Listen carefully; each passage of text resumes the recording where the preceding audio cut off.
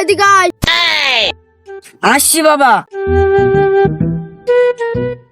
শোন, তোকে 60টা প্রশ্ন করবো, প্রশ্নের ভুল উত্তর দিতে হবে, তাহলে তুই 500 টাকা পাবি।